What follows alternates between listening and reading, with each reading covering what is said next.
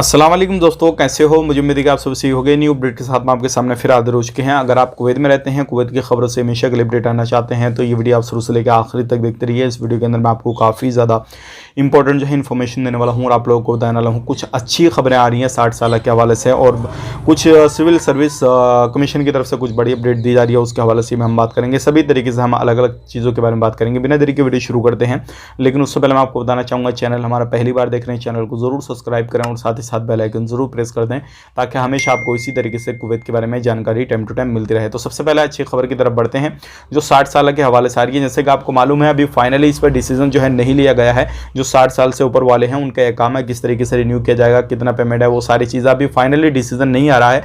बाकी ये है 500 KD है, यानी कि 500 KD आपको हेल्थ इंश्योरेंस का, 500 KD उसका मतलब 1000 KD तक जो है बंदों से लिया जा रहा है, लेकिन ये अभी सर्विस चालू नहीं की गई है। तो ऐसे में बहुत सारे लोगों के जो इकामे वगैरह हैं वो ख़त्म हो रहे हैं। तो ऐसे लोग जो कुवैत के अंदर अभी अवेलेबल हैं, कुवैत के अंदर रह रहे हैं, 60 साल से ऊपर उनकी एज है, इकामा वगैरह ख़त्म हो रहा है, तो उनके ऑटोमेटिकली जो है वो एक्सचेंज किए जा रहे हैं, लगाए जा रहे हैं। तो ये एक अच्छी खबर है 60 साल के हवाले से। आपकी उम्र अगर 60 साल से ज़्यादा है, आपका इकामा ख़त्म होने वाला था, तो आप मुझे कमेंट बॉक्स में ज़रूर बताइए क्या रिन्यूअल हुआ या नहीं हुआ। तो ये जानकारी मैंने आप तक शेयर की है।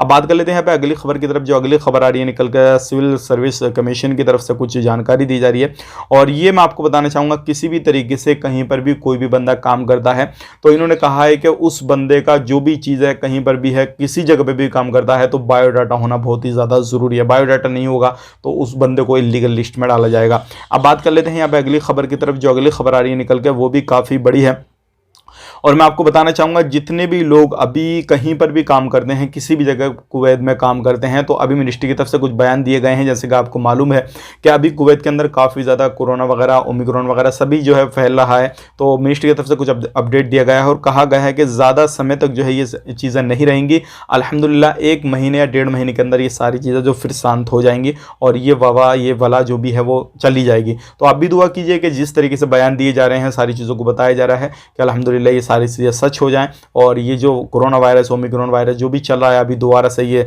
लहर आई है इसकी, फिर ये ख़त्म हो जाए। तो आप लोगों के लिए काफ़ी ज़्यादा अच्छी खबर है अगर आप कहीं पर भी काम करते हैं कुवैत के अंदर।